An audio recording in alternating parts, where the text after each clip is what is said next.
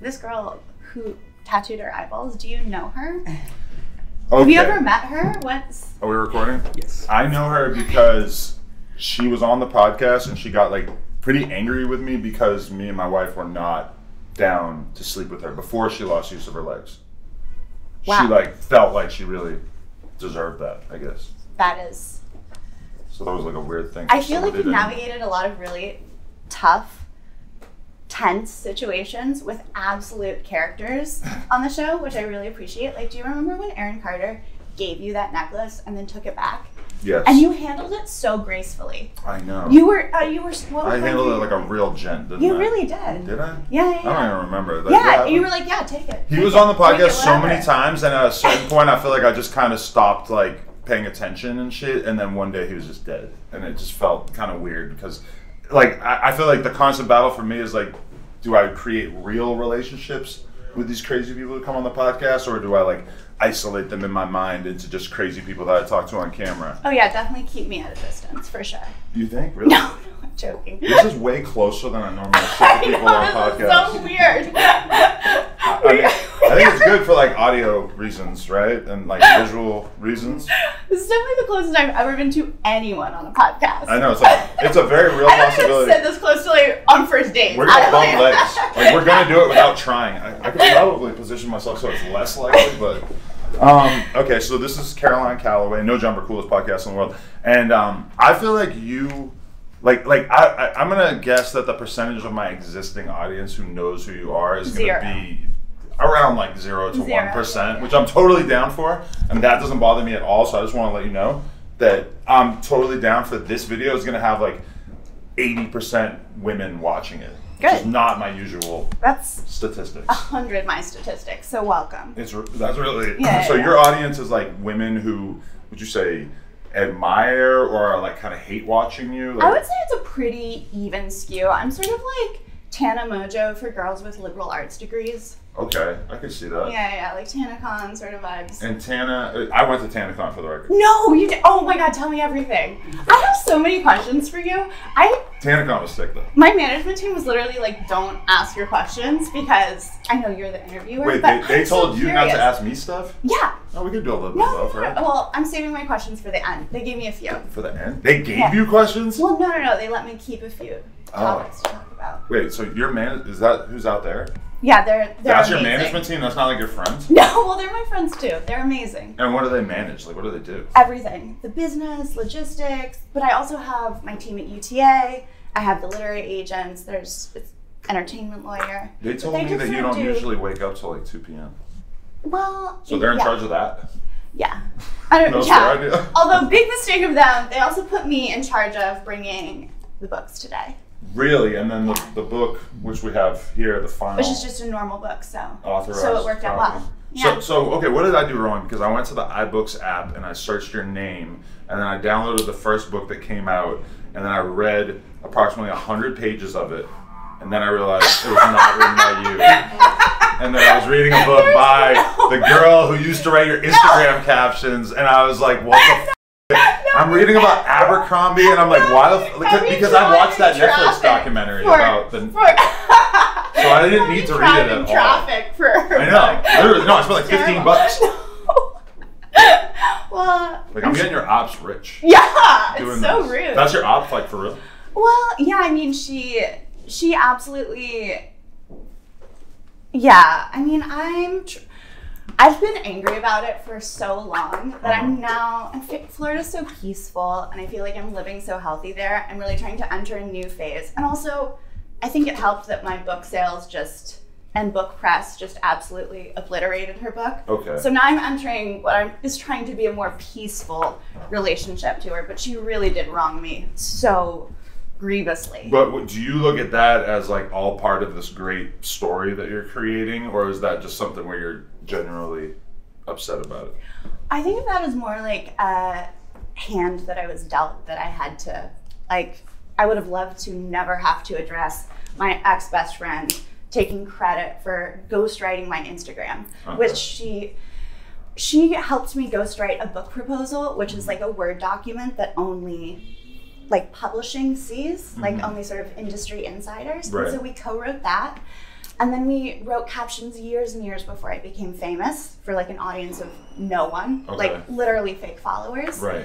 But then she tried to fill in the 3 years in between those two times by just being very vague about it to New York Magazine. So I have amazing news for you. What? So I guarantee you don't know this. So Drake and Rick Ross have been beefing, right? Yes. And one of Rick Ross's claims about Drake is basically like, hey, people out there, you don't know this, but Drake has like a team of people writing his Instagram captions. Okay, I'm pro Drake. Drake is probably writing them himself. I can't hold it against him at all, but I just like, when I heard him say that, I was like, oh my God, that's like Caroline Calloway poppy shit right here. And I mean, Drake, like, he's never going to acknowledge that or respond to that, but like, I would like to think that if I was worth billions of dollars, that I would probably also want to have like a team of, you know, youthful employees who could write the hippest caption possible, because a lot of times when I go to write a caption, I do kind of feel like I'm not going to be as cool as like the video game kid that, you know, has like a real knowledge base that these kids are going to appreciate. Yeah, you're tempted to be out here in these streets with your real handle commenting on bitches' Instagram like, my wife and I would have fucked you if you had legs. Yeah, I did do that. Or we wouldn't have, even if you did. I wanted to go a lot harder on that. I wouldn't say you should write your own Instagram captions either. I mean, I don't know. It's just like, I feel like it's understandable that Drake doesn't. Yeah, but the thing, why it was so egregious for my career was because like my craft is writing sentences, and it would be sort of like if someone accused Drake of having, which I'm pretty sure he does have a team, but there's been a lot of that too. Lil Yachty has written a lot of his recent work.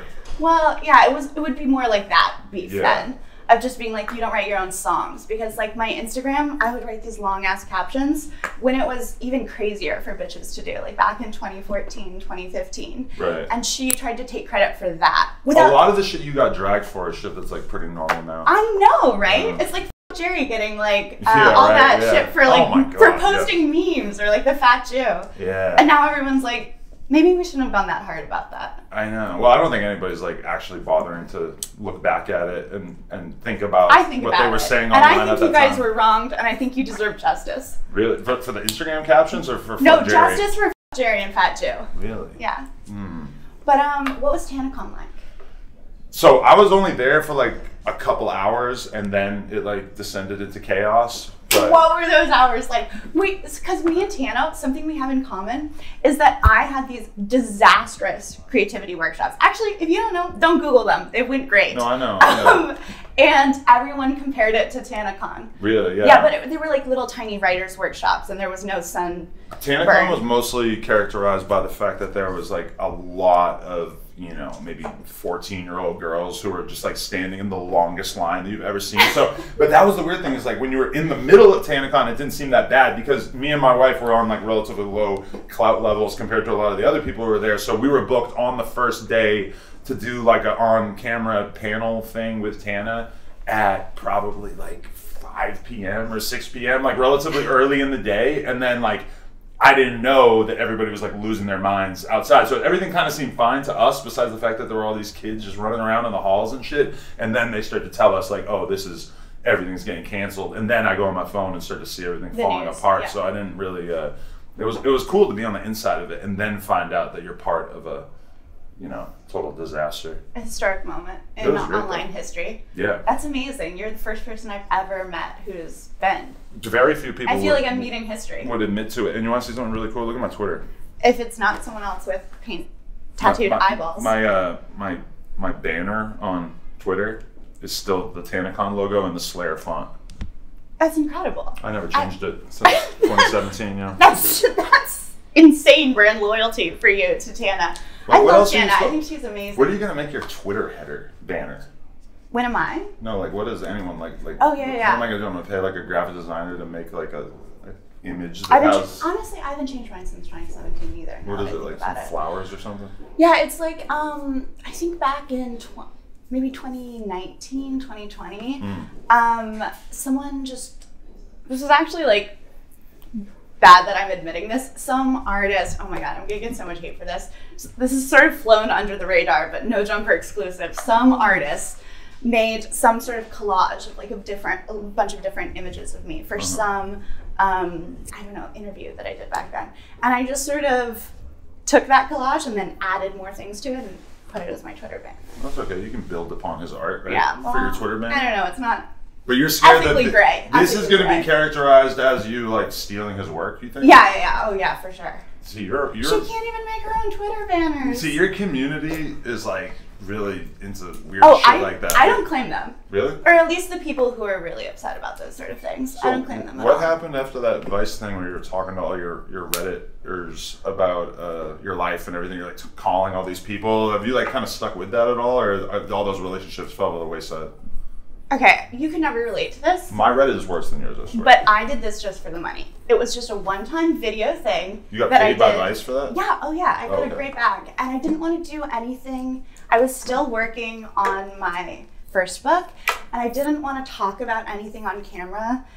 I honestly just felt like not talking about my life. My grandma just died, and I just sort of wanted to like cocoon and just lay low. Mm-hmm. So I had to come up with something that Vice would pay me for, that could be about Caroline Calloway without me having to divulge anything about my life. So I pitched the idea of, what if we get a burner phone, slap the number on the Reddit thread, and then just like call these people and find out who they are.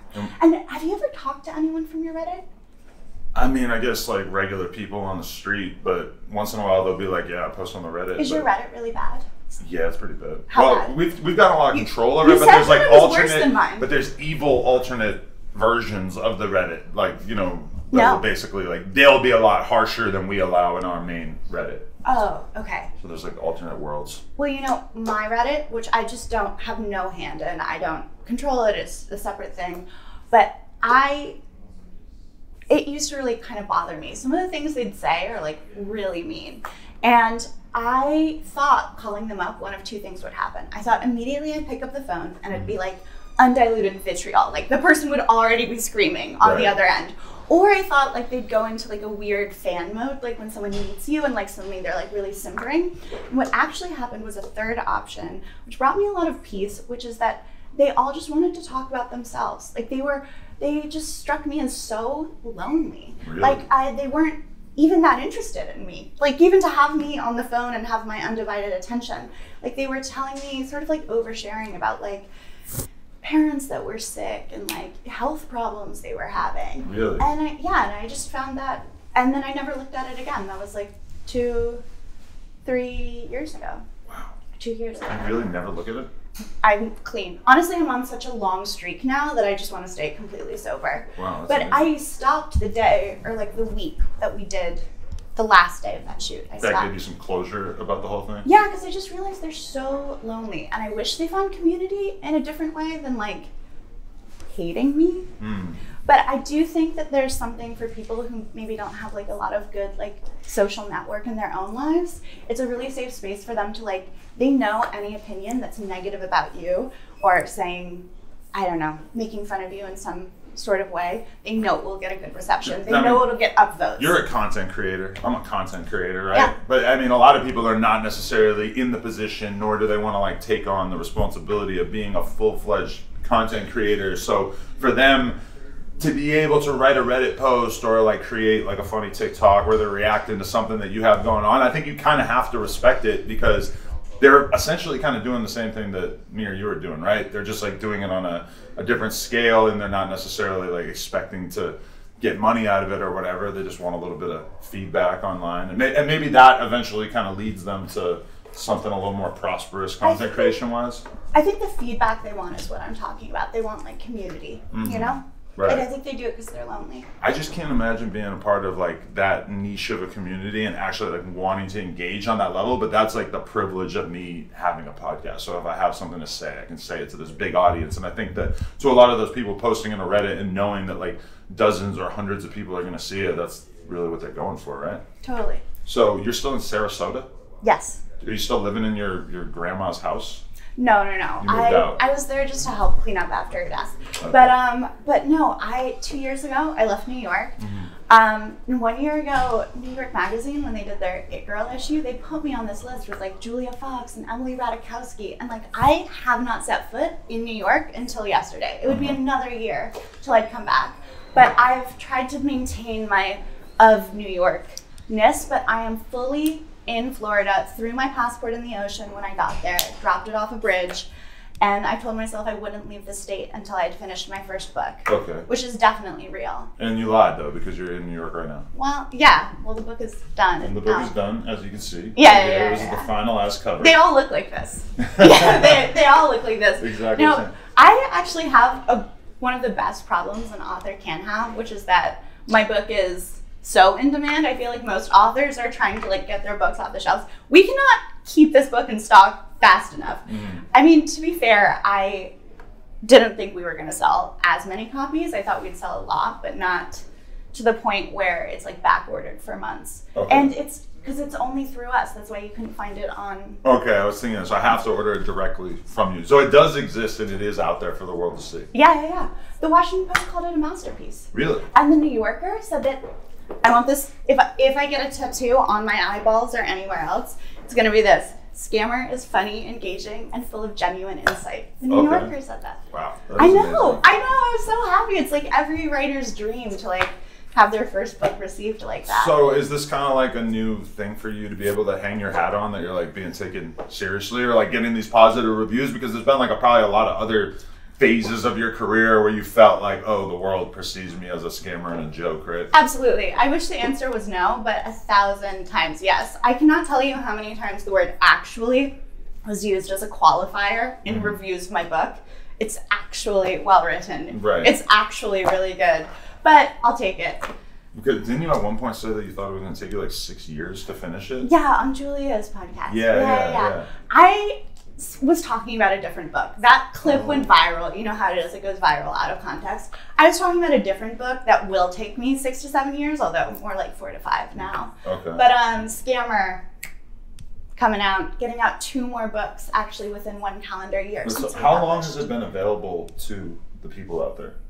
10 months. 10 months. But you don't have a full run for people to be able to purchase. Like, is it going to be in Barnes & Noble at some point here? No. You're going to stay limited. Yeah, well, the thing is... No digital downloads. To be honest, I'm making a crazy bag from being the only supplier in the world who has the book. And I actually think this could be like pioneering a new business model for authors who have like online platforms, because the publishing industry is like famously bad at its job. Like, they give big advances to books that they know that they will sell, and then they need those books to sell to sort of like bankroll all the other books that will flop that season. So it's just this strange sort of like... Sounds like the music business. What? It's a lot like the music business too. Yeah, except I think it's even worse because the superstars of books don't even make as much as pop stars. Okay. So it's like a poor man's music business. Okay. And I think it's so great because none of the books that we sell are like, I'm not overextending myself. It's all like printed to order. And even though I didn't take like a fat advance to do this, as long as you have a good relationship well, you with did, your... but then you had to pay it back. That's actually a different story. Right? That was have you ever tried Adderall? Yeah, back in the day, I used to snort it at the bar and shit. But that was a bad problem for you, huh? Yeah, it was a really bad problem. I can't imagine doing that shit now. Oh my God. Even the coffee and the energy drinks, it's like, that's enough. You don't drink coffee? No, I drink coffee every day, too much of it, and I just can't imagine like what more stimulants would be like in my life at this point. I was insufferable. Like, I'm already terrier-like enough without methamphetamine. Like, so you're off it now? Oh, completely. I've been off for like 5 years. Oh, wow. But when I was in college, I got super addicted to it, and I, as one does, sold my first book for $500,000 my senior year of college. Sold a book I had no intention of ever writing. Right. Immediately spent the money. Like, just like on enough Adderall. Luckily, they only gave me a $100,000 advance, but on enough Adderall, $100,000 will spend itself in one night. So how much were you spending on Adderall in a day? I had to do it more by month because Adderall as a substance is illegal in the United Kingdom, and I went to college in England, and so I would have to not only pay to like for the flights to come back, but I would just have to stock up like 1 day for a month. So you're paying for people to get on airplanes with... No, I would go myself. I cut class and I just go back. And my biggest problem with buying Adderall was that I didn't know enough drug dealers in New York City to get Adderall. Really? But I had this one doctor who I found by actually, and I'm worried I'm going to enable people, but I opened up Yelp and I typed in Adderall, and then I sorted by like least stars first, and I found a review that was like, this doctor doesn't care about your problems, he's just prescribing pills. And I was like, bingo. And I went to this guy, and he was the strangest character. Every time I saw him, like, something would be strangely different about him. Like, one time he shaved off his eyebrows. One time I walked in, Dr. Leave this name was just in like a neck brace. Really? Didn't mention it. And I mean, like, how would you describe what happens to you if you don't do Adderall during that time period of your life? Oh, it haunts me. I mean, maybe she doesn't sell a book she doesn't want to write. Maybe she sells really good book deal. Maybe she doesn't, I don't know, go down in flames. Like, part of the reason my ex-best friend tried to take credit for my work is because I was just like a nightmare to be around during like the real addict years. She was just angry. And yeah, and I really hurt people, as a lot of addicts do. So Adderall, Caroline was a bad person. Do you put yourself in the good person bucket yet, or are you still working on that? No, I think I fully do. Okay. Do you? Good person? Yeah. You seem like a good person. No. Oh, for me? yourself. Yeah, of course. Yeah, I'm great. Okay. Never mind. Dumb question. See, this is why my team is like, don't ask your stupid questions. No, it's good. I don't mind being spoken to. But okay, so what happened to the Lena Dunham thing? Lena Dunham. Sorry, my wife is Lena, so I always say that wrong. Okay. I was about to give you a hard time being like, you know about rap, welcome to my world. Right. But Lena Dunham. So we actually, I love that Margaret Qualley and Jack Antonoff are together. I love them, I ship it, but Jack Antonoff is Lena Dunham's ex of 7 years. Okay. Margaret was cast to play me. Lena finishes the script. Margaret starts dating Jack. Okay. Deal falls apart. I'm gracious about it.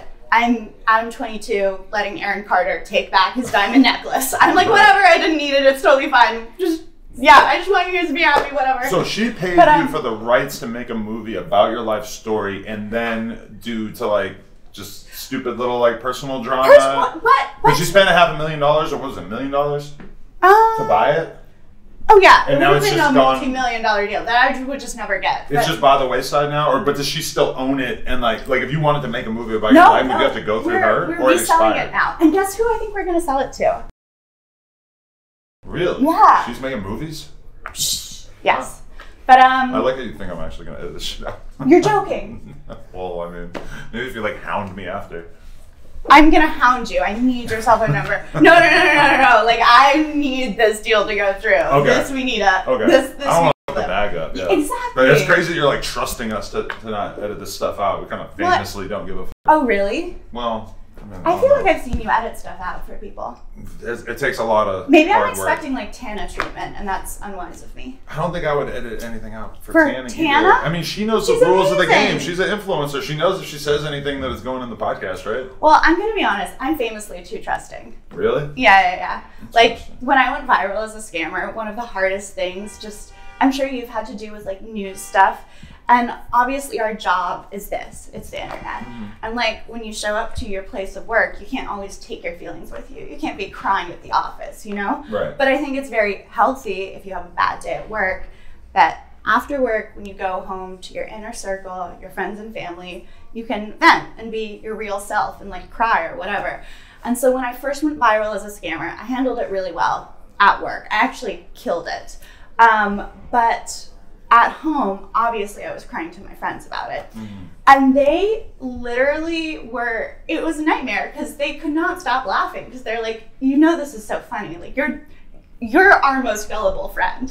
Like, this idea that the whole world thinks you're a scammer is kind of like, they were like, no, it's very sad. It's so very you're sad. more likely to be scammed. Oh, 100%. Right. 100%. But you know, okay, that's the ultimate decision that you have to make is like, who are you going to share your problems with? Because I saw a clip from Shaq where Shaq was saying that as a man, you should never open up 100% with a woman because they will always use it against you down the road. And I was kind of shocked to hear even like Shaq say that. But I mean, if you are in a position where you don't really feel like you have that level of trust with anybody, which I guess like from his perspective, hanging out with so many random women over the years that like he's just used to them using that against him. So then you can only confide in your therapist. Yeah, it's kind of tragic. That is tragic, and I would never I would never recommend what he's doing in the same way. I also wouldn't recommend where I'm at. Like, it's definitely a part of my personality I need to work on.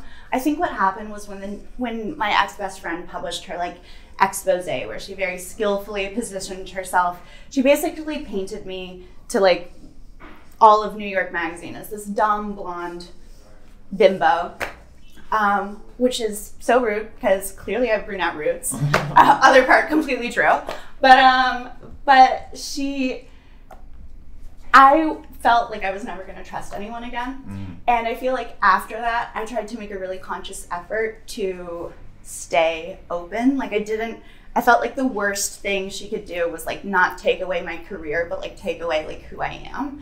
And so I think I overcorrected, honestly. I think it's time to like go in the other direction and like trust less. So your ex-best friend writing this expose about you caused you to try to actually become a better person? No. Absolutely. No, absolutely not. Okay. No. Well, you have to understand, like, she wrote that like 5 years, or I don't even know the math, after the Adderall era. And I had already been off Adderall for years at that time. So I felt like I was pretty settled into like my amphetamine sobriety. I was settled into like my good person journey. I think specifically what it made me want to do was not become a paranoid person like Shaq, who's like every single person who wants to be my friend is just going to try to sell me out to New York Magazine. Like I really tried to be like, no, they're good people out there. I'm going to stay open to finding them and making genuine friendships. I notice that even with myself though, sometimes I'll be like around a group full of friends and I'm not really saying the shit that I really want to say because I'm always behaving as if there's like a reporter in the room, because I'm always kind of thinking of like, what if this was getting recorded and is going to get released at some point? Like I kind of almost have lost that filter. Like I feel like I can be totally open with my girl, but and some of the guys who work for me, but there's other guys who work for me who like, we have a super cool relationship and everything. But do I really trust you to not like I already know that the incentives are there for you to go make a fucking YouTube video about me if you leave. So I don't really want to give you like additional ammo to go off, right? Yeah, it's hard. I don't have an answer. I don't think I know enough about your life. I just know that for my life, I think I've overcorrected. I think I've erred too much on the side of trusting, and it's time to head back towards where you and Shaq are. So you're just like alone every day, or like who do you spend your days with? Well, in New York, I used to never be alone, but I used to never write either. And in Florida, I have my cat. Right, not a human.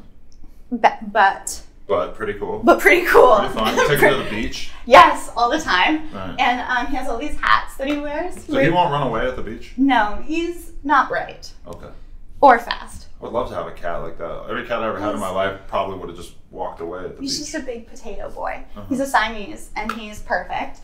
But is it hard to find people to hang out with in Serasota, Florida, since like, you know, like being in the literary community or whatever, like you have all this like this set of like references that probably a lot of the people you speak to get, but I'm assuming the average person in Sarasota is like a Waffle House employee. I have not someone who can read in over 2 years. Wait, you dudes out there? Yeah, really? we do. Just random guys? Yeah, I meet them on Hinge, and I think maybe if I go on more than a couple dates with them, they might be able to have enough clues about my life to figure out who I am. Okay. But most of them, they don't ask, and I don't tell them. Like they think that they have like a really sweet job.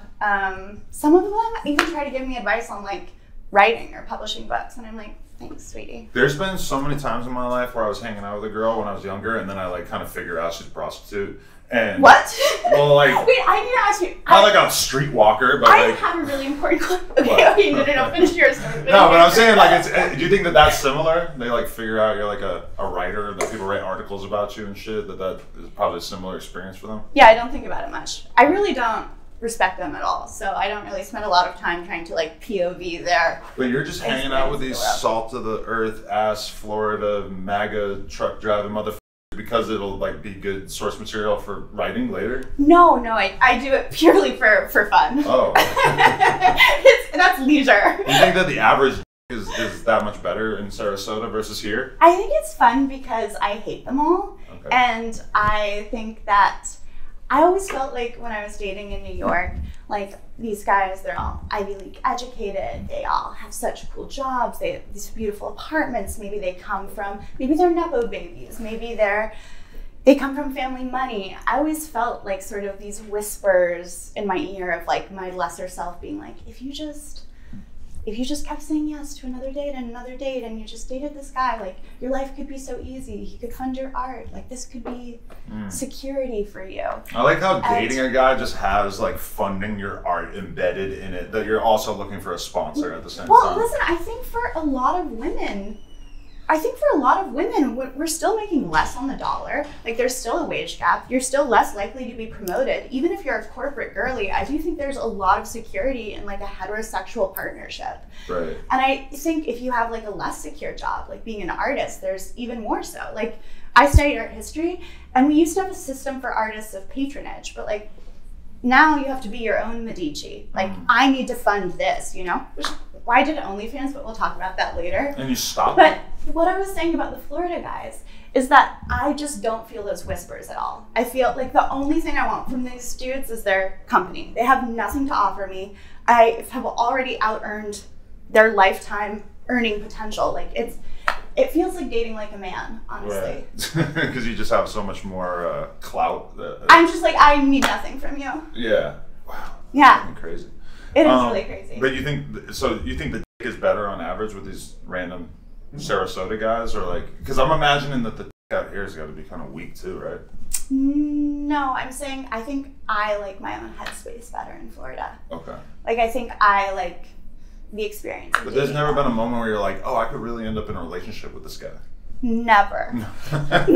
Never, not once. Okay. And I don't even want to say anymore because I feel like they probably all watch this podcast. See, that's what I was thinking. It's like, if they're not reading the New Yorker, they might actually see this. I know, and I'm like, I'm so sorry, sweetie, but it's never going to work out. Wow. But I feel like, you know. This is how most of all the guys I'm seeing in Florida are going to find out what I do. Right. Like this right now. There's like a bunch of guys you're seeing in Florida. Not a bunch of people, but I have a real question for you. Yes. That I need to ask. Okay. So, have you ever been to the Odyssey strip club in Tampa? No. Okay. I don't even know if I've been to Tampa. Maybe back in the day. Okay. You seem like some of your tattoos were of Tampa. Done in Tampa? No. But I've been around. I've spent a lot of time in Florida. Okay. But the only strip club I've been to is 11 in Miami. Okay, this is much nicer. Oh. No. Yours is much nicer. Oh, okay, your yeah, option. Mine's not. I was thinking that. I'm like, it's probably not. It's not at all. It's like a little, you know this Stanley Kubrick film, Space Odyssey?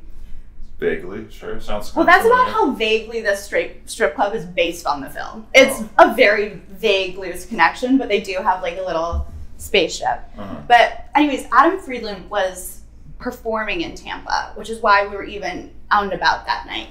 And I met this stripper, and she told me she went to Berkeley. And I believed her. Oh, really? Do you think she went to Berkeley? I mean, you tell me. I mean, things could have gone bad, right? Okay, but here to make it more complicated. So it turns out that her friend was helping me back in Serasota, like glue books together. This was before we got the fulfillment process under control. I was gluing these books together in my fucking house. Really? Yeah, because I wanted fancy paper. Now I've like fully bought into it. I'm referring to it as if it really is a book. Yeah, that's the book. Classic me, I'm believing my own lie. I wasn't gonna let on, yeah. But no, but they're gonna see it on my fucking story of you painting the cover anyway. Oh, you already posted it? Yeah, is that bad? No, go for it. No, okay. Yeah. Wild. Well, I don't like to like post stuff making it clear who I'm interviewing before the interview comes out, but I was like, what, am I gonna remember to post the Snapchat of you in a week painting the cover? Probably not. Just Snapchat or your story? Snapchat and Instagram. I kind of do both. Nice. Yeah. Do you get paid by Snapchat? Yeah. Nice. Yeah. I hear that bag's amazing. That bag is something. Well, I love that. I love that for Mitch. You want me to try to help you get you in there? No. You're not trying to be a snapper? No. I would. The books are doing well enough, and I find that work so fulfilling that I don't even want to take my time away from that doing. Because something else. Snapchat pays well enough that you will just see all these random celebrities that you haven't heard of in a few years, and you like look through the Snapchat thing and you'll like see them posting 50 times a day on their Snapchat story. And it really like a shitload of people have just decided that this is what they're gonna do with the rest of their I'll life. keep this in my back pocket. When I text you to follow up to be like, you need to bleep that name or I will kill you. I don't want to get your number because I don't want you to be able to ask me that directly. I want you to have to go through the team. I'll go through someone. No, but I would like to have your number. I'll go through Mitch. I feel like you would text me like interesting things throughout the day though, so I would. And you don't want that? No, I would be interested in that. Okay. I want to be part of the story going forward. Oh, okay. So what's your fascination with the threesome thing? You've never done it? Okay, well, I have questions at the end. Oh, but I brought... just do it. This is all one and the same. This is just a big blob of thoughts. I'm here to learn. Okay. Okay? Listen, you thought you were interviewing me. It's all one and the same. Ooh, I like glasses. I'm here to take some notes. Glasses are good. For threesomes? Just in general. I'm always telling my girls she should wear her glasses more, yeah. Okay. So, my biggest question is, do you ever feel like, so I've never had a threesome, right. But I want to have a threesome before I'm old and wrinkled and just like, it's... If you're not in a relationship, it should be the easiest thing in the world, right? And also, you got money, so just get a random dude plus an escort, boom, threesome. Okay. You want it to happen like magically, right? Like there's got to be an element of like intrigue. Wait. Okay, I think I'm already answering my own questions. So you think I should get a random Florida boy and a stripper who went to Berkeley? Well, what are you looking to get out of this?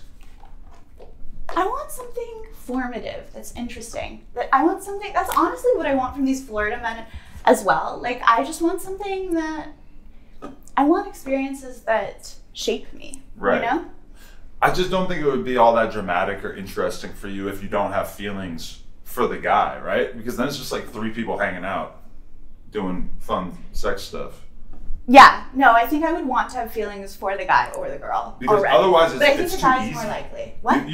It's too easy if nobody has feelings for each other, because then it's like you're shooting a porno, which is like I've seen a lot of people do this. It's no, just that sounds awful and just weird and. Well, I'm saying no camera, but like if you don't like, okay, if you were dating a guy and you really loved him, do you think that you could watch him have sex with a woman in front of you? No, okay, that's gonna be. Well, okay. You probably are gonna have to get over that.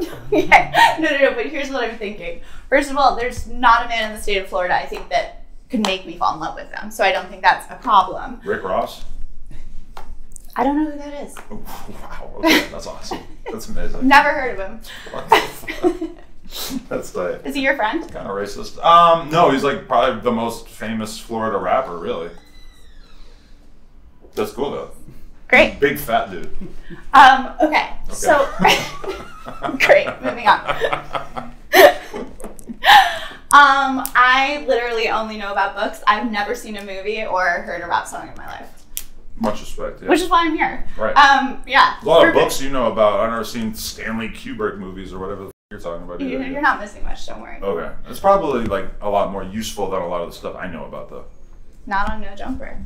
No, that's true. Knowing who Rick Ross was in that moment would have slayed. If you had like some Rick Ross references. Yeah, it's like, oh, him. And it's just like. Okay, so what are you writing down about the threesomes? I'm going to take notes on what you're telling me so I remember this information. Okay. Because I actually want to keep this in my everyday life. Okay. So here's the thing. Do you feel ever as a guy who, and try to think back, I feel like now you've honestly done so many threesomes. I wonder if you're not even like a little numb to them. Oh, mega numb. Yeah. Once you can f your wife with another dude, what's left? I mean, yeah, it's like if you can handle that, like what can you not handle? So like the girl guy threesomes seem like nothing. Like that's just an everyday thing. Yeah, that's wild. Okay, this is an iconic crossover. I'm like such a sensitive person. Right. This is okay. So think back to when you were younger. Right. When it was still new and when you were still dealing with like more emotion in the moment. Did you ever feel like you had to be in charge of sort of navigating the two girls like emotionally through the moment? Like, did you ever feel one of them might get frightened? But I feel like scared? Every time I ever had a threesome, like prior to the relationship I'm in now and stuff, for the most part, neither of the girls really had like an emotional connection with me, so it was kind of like they were. Wait, what was that? What were you going to say about this one time you kept going on dates and you found out they were prostitutes? Oh, I was just in general. Like a lot of times, I've dated girls and then realized that they had like a history in escorting. I mean, escorting is so normal in LA that it just happens, right? Okay, so especially you're dating strippers and shit. It's like when you find out they're selling pussy, it's like, well, duh, yeah. Are these the same years? Yeah, I mean, like the same years where you were having threesomes with two random girls. Okay, so there are two random girls. How would it start, and how would you sort of like initiate it? Because now I know it's like a very like, what would you say? Okay, well, I have one. And how would you like sort of? A lot of times it felt like I kind of got chose by the chicks, like in the sense that, like, I remember one night I had a big ass staph infection on my arm from doing jujitsu. Hot. The year is approximately 2011, and there were these two girls that I knew, and like I basically had like a party house at the time, so there was just all kinds of people coming through randomly, and these two girls that I knew, they came through. They said that they wanted to go to the bar with me. I told them I have a staph infection, I'm not going to the bar, I'm staying here and smoking weed in bed. And so then they went to the bar, and then they came back to the crib afterwards, and I had this flannel shirt on so that they couldn't see the staph infection. And then they like went to the bar and like got drunk and then came back and just put me together. But I feel like I've always kind of been like the kind of guy that girls, if they wanted to have a threesome, they knew that I was the kind of, yeah, they just knew that I was down and that I wasn't going to be judgmental, or that I would be probably able to stay hard and everything. Because you find a lot of guys can't really perform in that environment. I'll give you an example. Okay. This is like probably the most formative threesome I had in my earlier years. So when in 2010 or so, I moved to LA. I meet a girl. I'm really into her. We're kicking it like, and we're having a great time together. But it's only been like a week, and then she says to me, "I want to do something crazy. I want to go to Mexico." So we go to Mexico. Proceed to get super up. We're like doing shitloads of coke. We go to the strip club. We end up banging these strippers like this is what I want in the back of the strip club. And I felt like that moment like brought us together so much. Yes, this is what I want. Because we're banging completely random chicks. They don't even speak English, so it's not like there's any chance of you feeling any kind of real jealousy, right? So I think that those Mexican strippers were a perfect first. That was my first threesome, but it was great for me and her in the context of our relationship, because there was no jealousy really possible, right? Yes. Okay, this is a great example. I feel like we're making progress. And not to say that Mexicans are subhumans or anything. That's not what I'm getting at. I'm just saying that when they can't talk to you, you kind of got to put them in a different bucket. I like put my book down. I don't even want it associated in that clip. Okay, crop that shit out. But okay, yes, that's exactly what I'm talking about. And you know when you were like, you need to be in love with a guy, or like, could you have a threesome with a guy you're in love with? And I was like, no. But I think would be a perfect threesome time period is like when you're dating a guy who you think you could really see something happening with someday, but like you're not really, you just like don't know each other well enough, and you're still getting to know each other, and you're still like fun and crazy, and it's like you're not in that deep. I think that would be like the perfect like parabolic, like sweet If you have a guy that you're kind of starting to feel, and then you go climb Mount Everest together, it's going to bring you closer together, right? Exactly. This is kind of like a little mini Mount Everest. Okay, this is great. This is confirming what I believed would be true. What happened with you and that girl? She actually ended up falling in love with a guy who was like richer and more famous than me, and it really kind of devastated my ego, and I kind of had to like rebuild, and I got like really depressed off that one. Good. We were only together for like 3-4 months. I like to leave the men behind me and just like go. I'm sure you've had this effect on many men. Yeah, actually, this girl totally reminds me of you too. Really? Yeah, you guys have like very similar energy. Yeah. But like with my girl now, I mean, it's like a completely different thing. Where like when we were first sleeping with women together, she would sometimes get jealous. Like we'd be drinking and doing coke and shit. So like your emotional state is like totally different. I think you should be sober, for the record. But, no. Okay. I think I should be like so drunk that like someone's like sign a consent waiver. I feel like the most important thing is that you can't view the woman as like your peer or your competition. So that's why I'm saying like straight up you should get an escort, because if they're just being paid to be there, it's gonna be a lot harder for you to, you know, catch feelings about it, right? But don't you think I would feel weird paying for sex? I don't think you should, because I think that if you have like outside of the norm sexual desires, that in general, like, okay, say you're a dude and you're really into like, I don't know, tying bitches up and shit like that. Like, you could spend your whole life going to the bar, meeting women, and then at some point kind of like revealing to them like, hey, I have this crazy ass fantasy, and realistically it's going to scare off a large percentage of them, right? Or you could just spend money to like get women who this is their specialty to come over to your place and do this. And every person should do both, though. You can definitely do both, but I feel like if you really do have like outside of the norm sexual desires, you either are going to have to find like some kind of app or like community online where you can meet people who are into this stuff, or you could pay a professional to help you indulge. Which I spent my whole life really looking down on prostitution, and now I feel like I get it. And I feel like now if I was single, I would probably, this would be like one of my hobbies. And hopefully it wouldn't be something that I would get like weirdly obsessed with. Now that I've learned from the telling you about the movie deal stuff, I will not be telling you their actual names, but I am going on some exciting dates while I'm here. Exciting? Yeah. Like dudes who are known, like I would know them? Really? You think that you'd be happier with a guy who's famous-ish? No, but they're really cool. They're a good crossover. I used to them when I lived in New York. Like, they're like old lovers. Okay. And yeah, I know I have a good time with them. And they're so interesting and so cool, and their like apartments are amazing and full of like the coolest. Do you have a lot of suitors? Like, do dudes view you as like a appropriate life partner that they're trying to get something serious going with, or do you feel like you're kind of like a meme to them? You know, I'm sure there's some guys who see me as a meme, but I think there's some guys who see me not as a meme. If I wasn't in a relationship, I could definitely see myself falling in love with you. Just like on the basis of like, you're charming enough that I feel like my animal brain would just like avoid the fact that this is probably not a good life decision for me. Yeah, I think most guys do that with me. And honestly, something I think about in Florida is I feel like I have this line in my very real book that definitely exists, where it's like, I don't remember how it starts, but it ends with the phrase like, "And every day in Florida takes another bite out of my beauty." And I feel like my ability, where it can just like override any controversy that I've been in, or any sort of like wild shit that I get up to on the internet, or only like I'll age out of that eventually. And I wonder sometimes if I should make more of an effort to settle down instead of just really throwing myself into making more books while I'm in that like sort of like window. But like, does that feel weird to think that like you're kind of like, you're worried about running out the clock on your youthful beauty?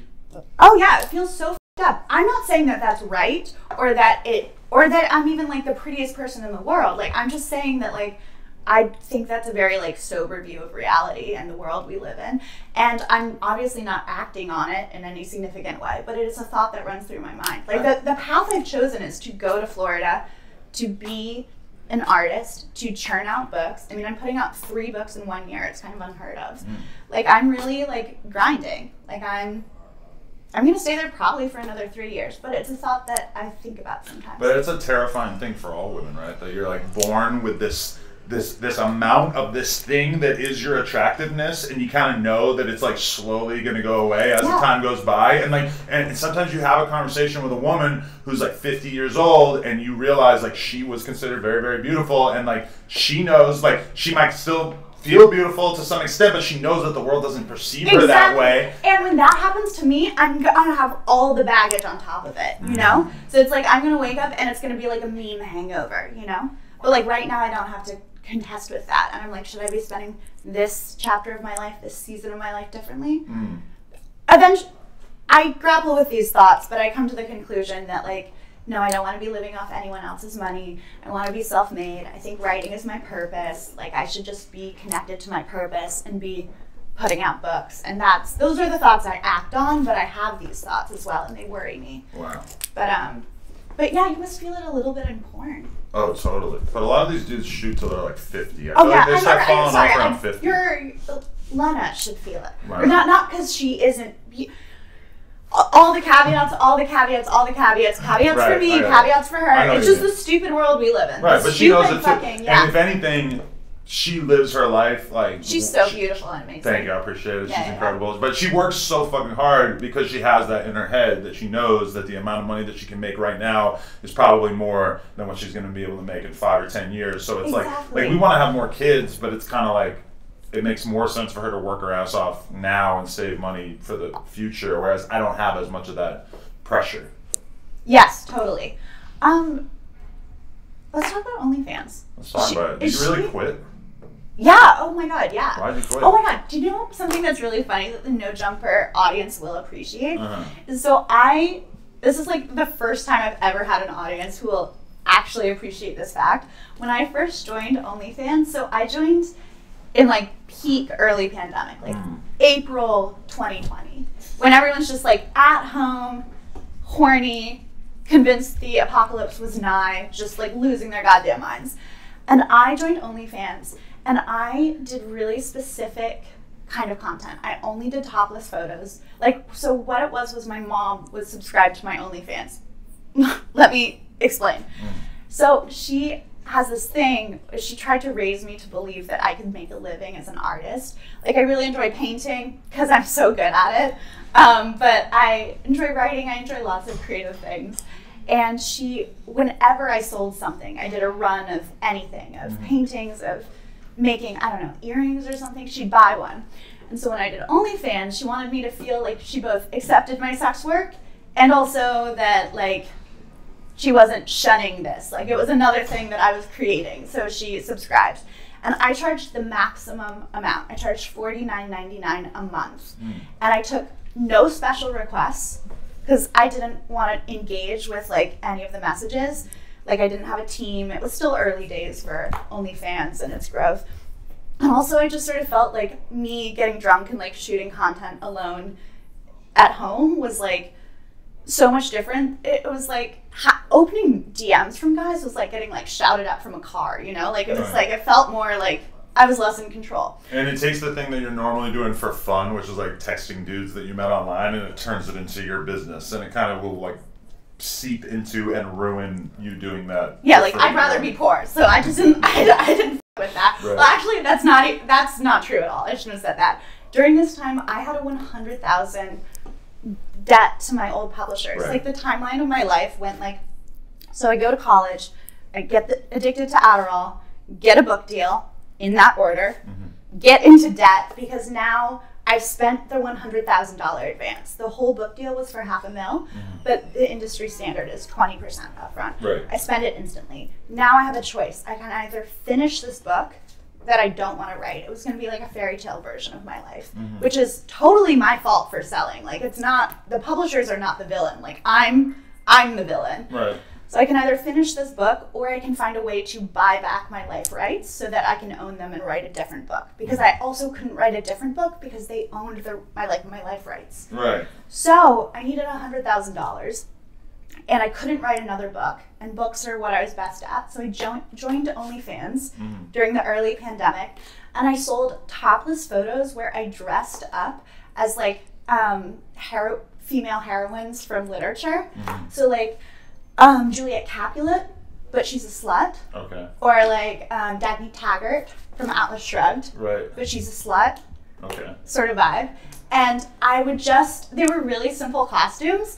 And the demographic I was trying to go for was like recent Princeton grads in finance who like think I would have been mean to them in middle school and just had like $50 a month to subscribe to. It's just like so bizarre because I'm so used to like when you talk about OnlyFans content, you're really aiming for like the most inclusive bottom of the barrel thing. I went full niche, and get this. I was in the top 0.03% of all creators on OnlyFans. I earned back the $100,000 and I know now I never could pull those numbers because there's so many real porn stars on OnlyFans. But they're not really going to be the ones taking away from the money that you're making, because I feel like if anything, like that there are girls. Oh my god, I know this girl Jelly Beans. She's 4'7". She dances on the top of Cybertrucks. You might have seen this on your Instagram feed because this shit goes insanely viral. Algorithms. Probably. But I think she is doing sex stuff on her OnlyFans, but it's like she makes so much more than all the porn star girls. And she's just like this She's just dancing on Cybertrucks? Bro, I gotta show you this. This girl is the smallest human that you've seen, but she is really, really pretty, and like she absolutely smashes shit, but like nobody. That's not her. Oh, you're like, that's a different. I type in jelly. A different baddie named Jelly Beans that he follows. There might be a different Jelly Beans. I don't know. Shout out her for anyone who knows what I'm talking about. No, but you're just gonna be. Maybe she got deleted because I just searched jelly and the only thing that came up was jelly roll. So that's a different. It's totally different thing. Yeah, I was trying to do sort of like more like a Stella Berry type content in the sense that I feel like what's so attractive She does real porn. Well, no, but I Anal Princess. No, stop. What's her name? I know. I just mean that like I feel like what she has to like her attractiveness is rooted in how she's so like girl next door, and she almost offers like a girlfriend type sort of vibe. Like I feel like there's a real sweetness to her. Yeah. And I tried to bring that to the table, like a real like these could be like texts that I'm sending you. No, okay, there is an X factor for sure on OnlyFans where if your vibe is that of the girl next door, that's like way more useful than the chick that seems kind of burnt out and she's been doing porn for mad long. Yeah, that's a thing. So I got into the top 0.03% of all creators on OnlyFans, only doing topless content. Right. Since my mom was subscribed, the rule I made for myself was not that I'm against doing any of that type of content. I'm so pro sex work. But since my mom was subscribed, I was like, my cutoff for me was that I wouldn't post anything that my mom wouldn't see if we were like on vacation together and like sharing a hotel room. Right. Like, you know, like I would get out of the shower and like drop my towel and like really quickly like change into clothes for dinner. But I wouldn't like, you know, like I wouldn't be doing anything totally crazy. Yeah. Okay.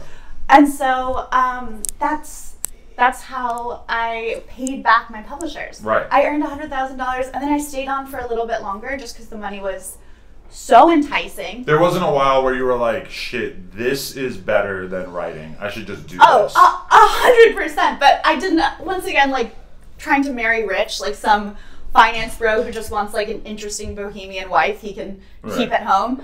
I have those intrusive thoughts, but I don't let them win. I was like, no. My purpose is writing. And I think after like 9 months, I like cut myself off. It's kind of interesting though, because there's an assumption in the hip hop world that yes, there has been an explosion of women rapping over the past couple of years, but it's generally assumed that if you have an OnlyFans, that is going to make it so that your career never takes off, which is extremely unfair. And I think that at some point that assumption will probably topple. But there's kind of that assumption is that like if you're doing anything like really sexual or even just having an OnlyFans, that's going to kind of stop you. So I feel like if you can manage being this lauded writer as well as... Well, I wasn't lauded then. I was just an OnlyFans, so... I feel like you could do it now too and it wouldn't matter though, right? You know, I thought about it, but again, I just feel myself slamming up against like the world that we live in. Like I just feel like, you know, the Washington Post will probably not call my second book a masterpiece because that would just seem like insane luck, but they might call my third one a masterpiece.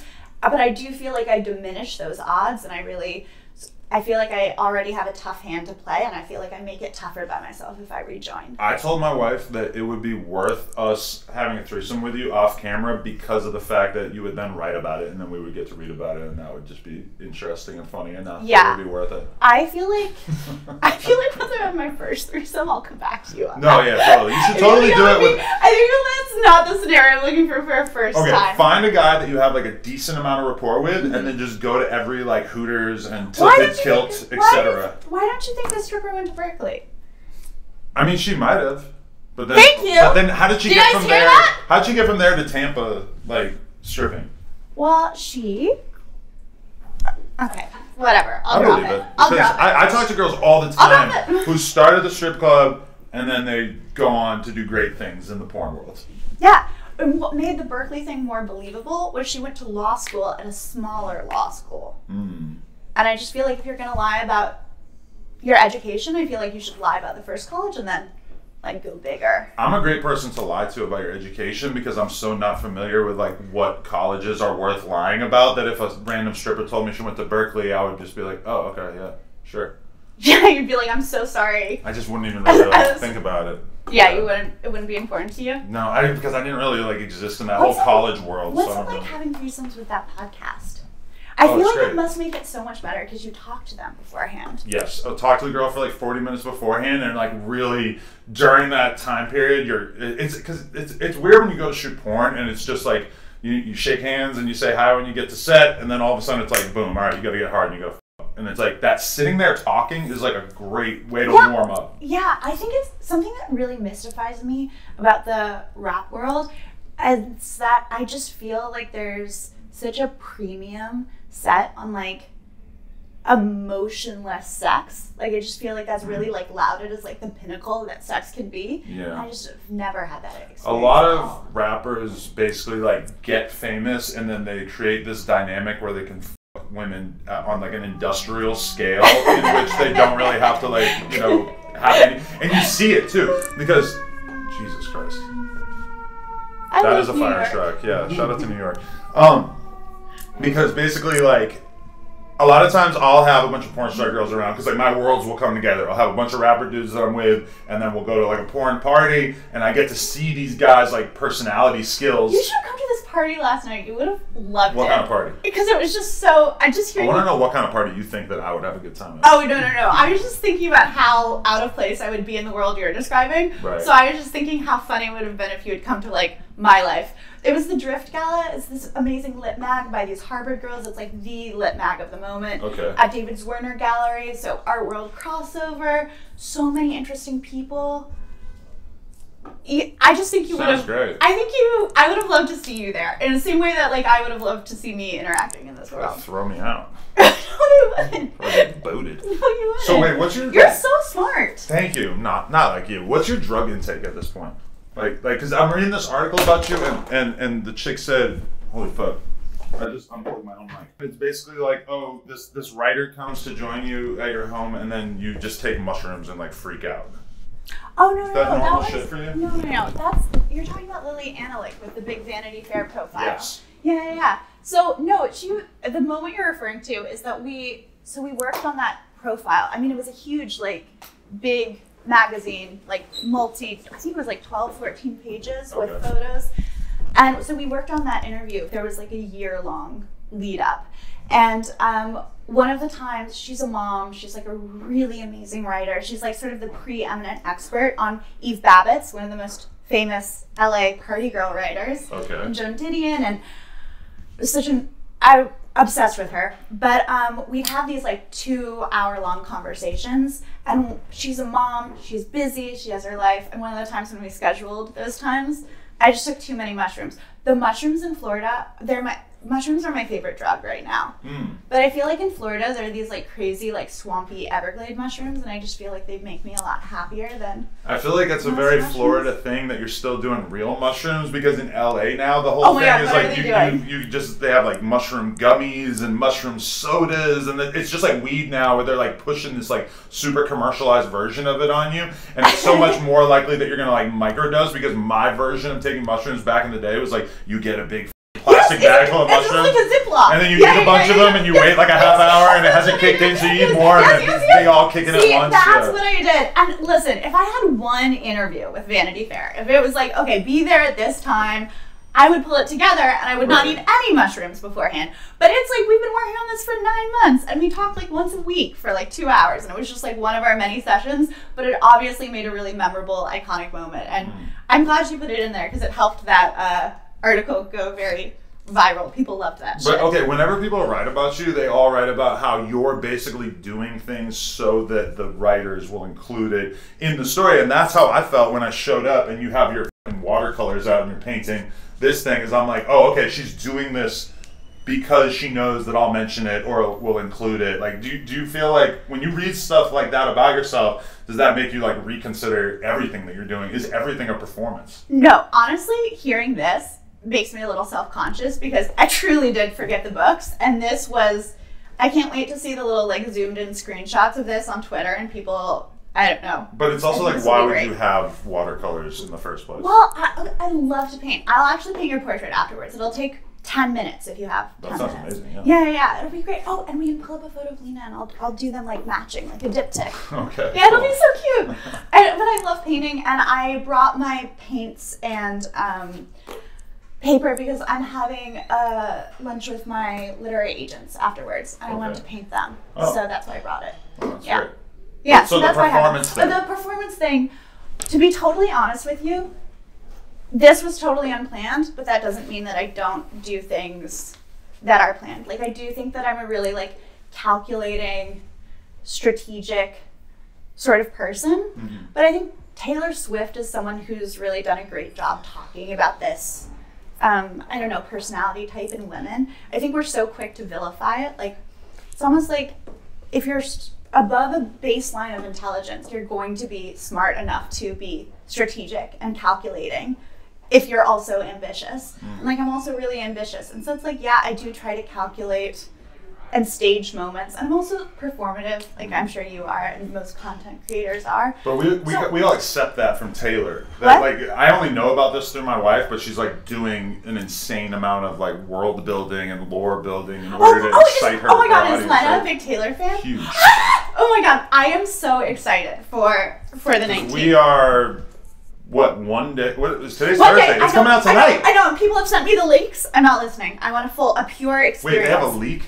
It's already out? No, it comes out in like a few hours, right? What is it? Well, no, it comes out tonight at midnight, so it's no point even listening to the leaks. Although by the time they're seeing this, I don't even need to do this. 11 hours. Yes, I know. I'm so excited. I'm excited too. But yeah, I love Taylor, and I'm glad she's telling you the lore. Does she make you listen to all sorts of little like? I mean, she doesn't have to make me listen. Did you go to the Eras tour? Oh my god, did you go to the Eras tour? No, but I watched the movie, and she's trying to convince me to go to France with her to go to the Eras tour. You have to go. You have to go. That was my kid's first movie, like in a theater. No way. Yes, and she runs to the front of the theater, and there's all these like, because my kid was 2.5 at the time. He's a girl, right? Yeah. What's her name? Parker. She's 3 years old at the time, and she like goes to the front. Two or one? Just one. Okay. And there's like a bunch of girls who are like a little bit older. They're like maybe like 6, 7, 8 years old, and they're all like wearing their dresses and they're dancing to the Taylor Swift movie. And my kid is like running over and like trying to dance with them and stuff. And they're kind of vibing with her, but also kind of looking at her like, "You're little, get away from us." And that was insane. Like, just to see this much like growing up going on right in front of my eyes. That is. Do you ever? And maybe this is sort of a tender question, but I feel like in the sort of like patriarchal, anti-sex work world that we live in, do you ever find it difficult being in that industry and navigating that identity with the identity of being a parent? Are there ever moments of like friction that really stand out to you? I mean, I kind of put the porn thing in the same box as the like credit card scammer, drug dealer, etc. Like all the other things. You were a credit card scammer? Yeah, like a real. You were like a fake ass scammer. I was really scammer. No. The label got put on me, and then I was like, okay, you know what? I can work with but this. There's just like so many things. Wait, you credit card scammed? Oh yeah. When? How? 2003 to 2005. Did you target the elderly? No. Okay. I was just buying credit card accounts on. Oh, okay. Early version of the dark web. Okay. Yeah. But it was like buying laptops and TVs and shit and then reselling them on eBay. I didn't get that deep. I didn't get into like opening loans under people's names at the bank. Which so you would be put like, that would have been the next step up. You put it in a box when you're in dad mode. Yeah, totally. I just like wonder how the I'm gonna explain all that shit. Navigate that later. Or it's like, hey, I'm a dad and I'm telling you, like, just like even just the shit that we talk about in the podcast. I'm just like, I know, that's what I'm so curious if she about. just catches like a chunk of me just like normalizing so many things that in our world are totally normal. I don't know, but hopefully I'm a different version of myself by the time she really gets it. Well, you know, something that I think that will be really gorgeous for you and Lena to offer her as her parents is that I feel like there's actually such a sort of puritanical negativity towards sex. Right. I mean, it's part of why we hate sex work. But if you think about like what makes up a really like happy, fulfilled human life, you need to have like be connected to yourself creatively, professionally. You know, like even if you're not even if your job's not your identity, you at least need to have some place you like going to work that makes you feel useful.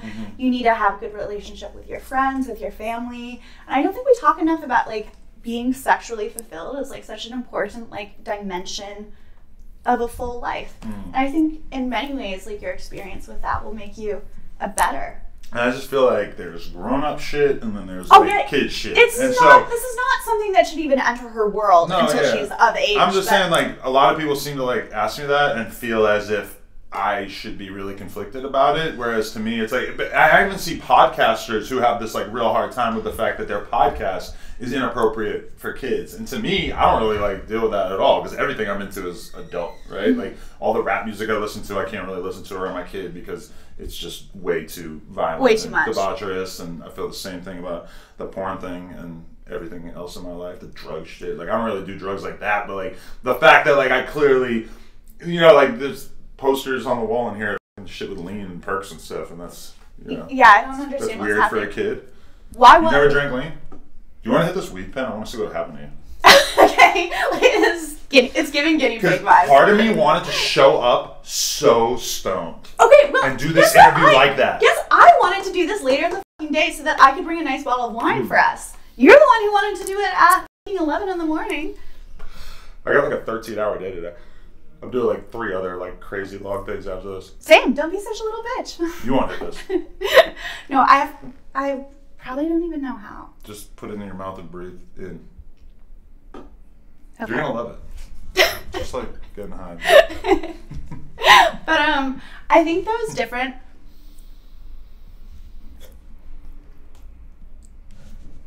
There you go. That's a start.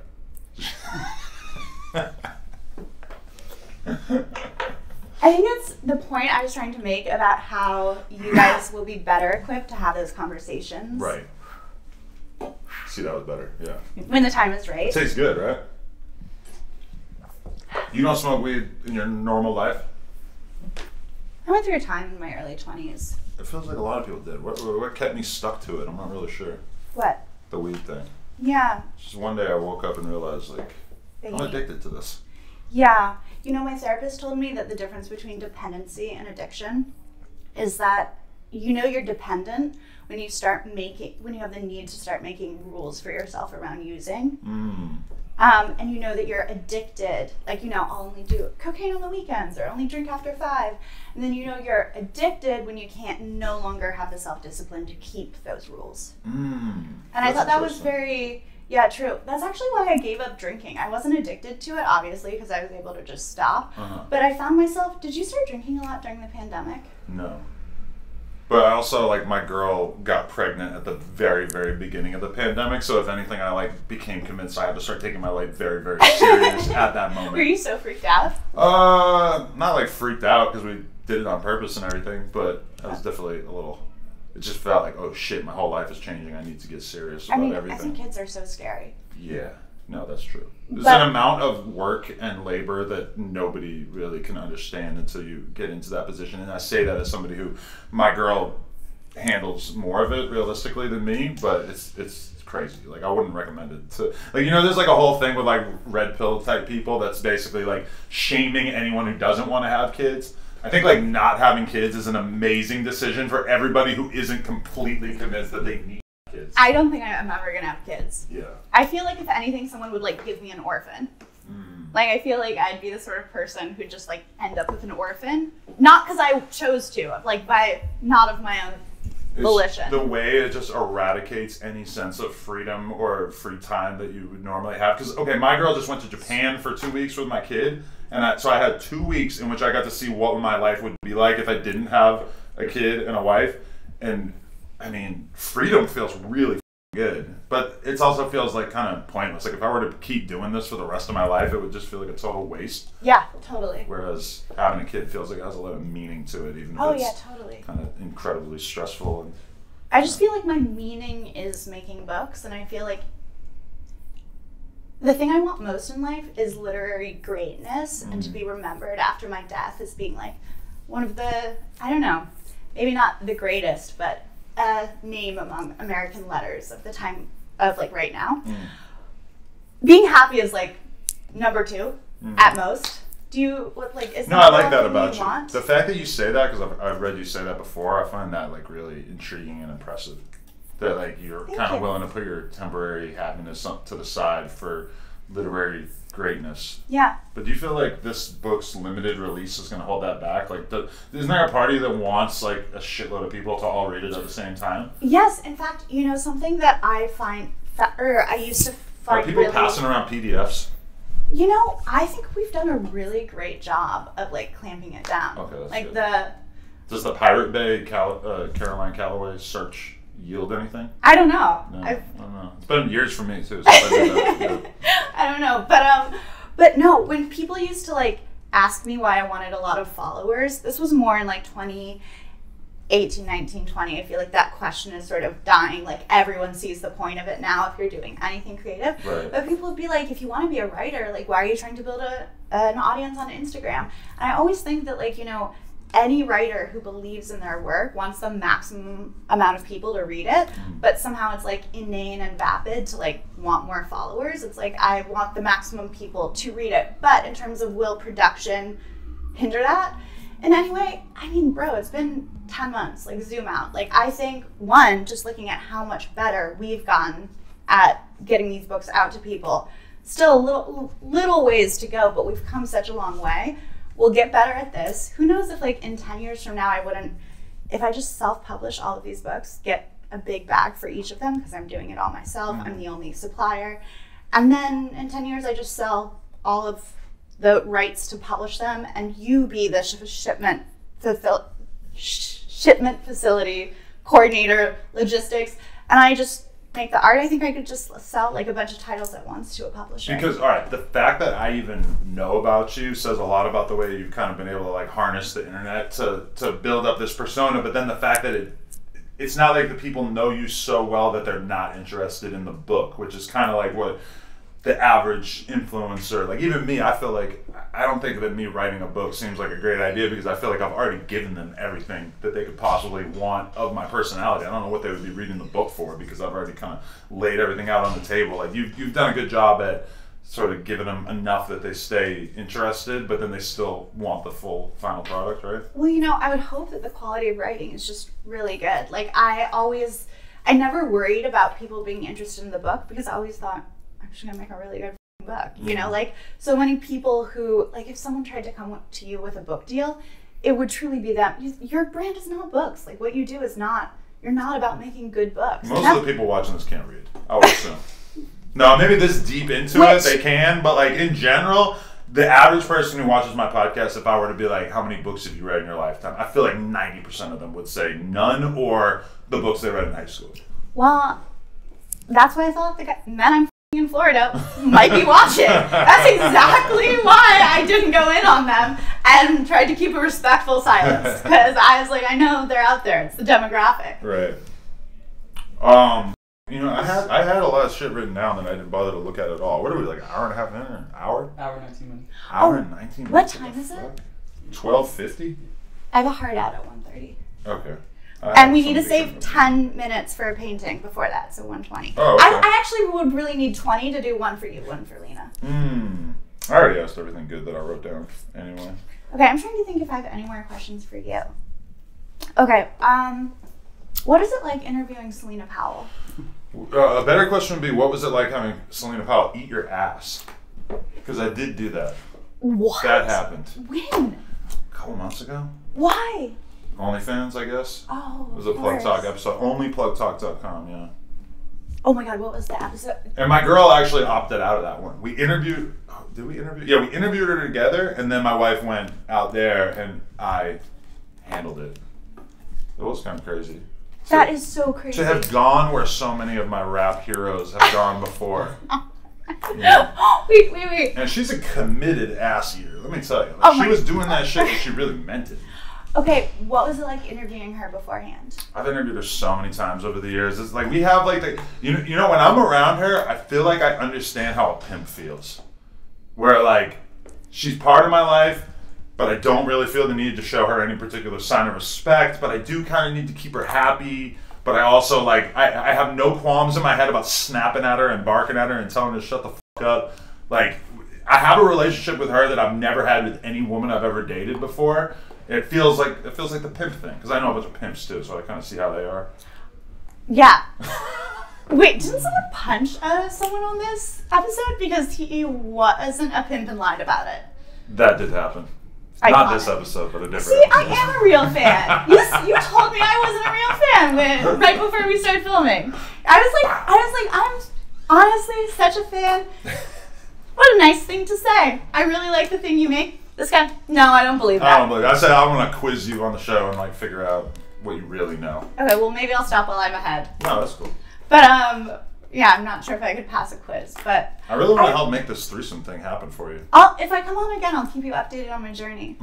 Because I think I have the perfect guy in mind. Really? He's not watching this podcast, obviously. Just a rando, or? No, he's this really great. He's just like Aquaman type. Okay. He's What is an Aquaman type? He's a superhero who lives under the sea. Like big. Like, you know how some boys are like superhero hot? Like, just their build, it's like Henry Cavill. So you like that? You like the six-pack muscle guy? No. I like both ends of the spectrum. Okay. I either want you like a Ken doll, or I want you like a sickly Victorian child. Like, I want you like about to pass away from consumption in a haunted library. 300 pounds with a micro penis. No. No, that's not happening? No. Okay. No. That's what like the average dude is. Okay.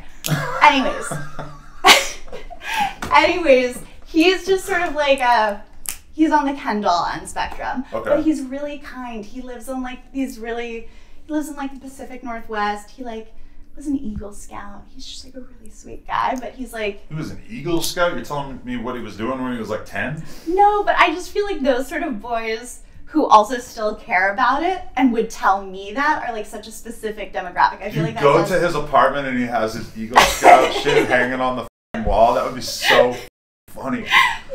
No, he like works with nature, and so he like knows how to like tie all the knots and like name the ferns, like shit that I like. I have no interest in nature.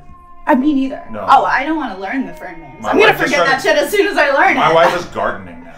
What? No way. And I'm over here trying to show a sincere interest in it because I realize it's important to her. It's like the most foreign thing in the world to me. You know, two of my favorite things in the world, gardening and Taylor Swift. I would love Lena. Love Lena. You guys would get along great. Yeah. Oh my God. I thought you were talking about nature like camping. I love garden. I love plant. I don't love tent. I love plant. I love plant. She's got strawberries and shit. They're very ripe. They're very red. There's some green ones too. That's kind of mysterious to me. I don't know what's going on. Wait, green strawberries? Those are some of them coming out green, yeah. That's the color they start. Okay, you really like actually... Some of them are pretty big and they're still green. The last thing they do before they're ripe, and a good gardener would tell you this, is they turn red. I feel like this is... That's the last thing that happens. Wow. Yeah, and then they're ripe. Oh. You know, they grow in size, they... Throughout my life, I've pretty much like gone to the supermarket and they just have boxes of these things. Seems a lot more efficient than having a whole garden, but yes, I guess I can see how it's common knowledge. I fear when I watch her garden, I'm like, oh, this is like a video game, but in real life. Like this is like Sim City, but it's real. Yeah, that's my reference base. I don't know. Yeah, I'm having flashbacks to not being high, but talking to a teenager who's really high. He's like, yeah, I was out there, POV. It was just like a video game. Sometimes I'm like, is this my wife's garden? Or am I an animal crossing right now? Or do you have like high brain right now? No, I think you seem high. Okay. Yeah. You feel high? I feel a little high. A little high. I think you're processing me in a high sense. I think that's true too. Okay.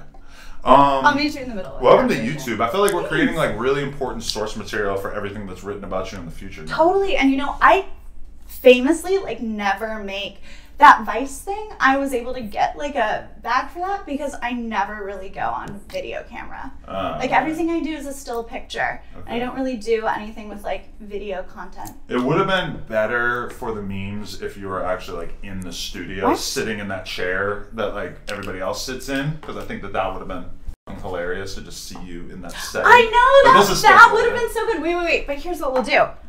I will take this advice about threesomes. Okay. I'll call my Eagle Scout. Right. So adorable. And I'll come back in the studio in LA and I'll have updates. I love it. I want to bring you and Lena together too. I want to meet her. I want to meet her. Sweet. Okay, we'll make that meme next time. How do you feel like my hair transplant looks right now on this episode? Because I forgot to wear a hat. Oh, I just got back from Turkey. It's still healing. You're joking. No, I'm not. No, where this I'm a 40-year-old porn star with multiple hair transplants. No. You're absolutely fucking with me. Honestly, I'm offended that you would think I was that high as to believe that. I can show you the pics. You want to see a pic? You want me to prove to you right now that I have a hair transplant? We're going to have to get exit jelly rolls, scroll down the timeline. My class is actually back on. Where is it? God, we post a lot of reels. God damn, where is it? Did I already... Okay, just show me afterwards. Let's just say goodbye. Caroline, thank you. This was probably one of the weirdest episodes I've ever done. I really appreciate it. It was illuminating. I'm looking forward to reading the book. I'm going to order it. Is it like back ordered right now? I'm going to have to wait a while? Yeah. Okay. Maybe I'll get a PDF off the Pirate Bay. It was so nice meeting you. Yeah, you too. Thank you so much.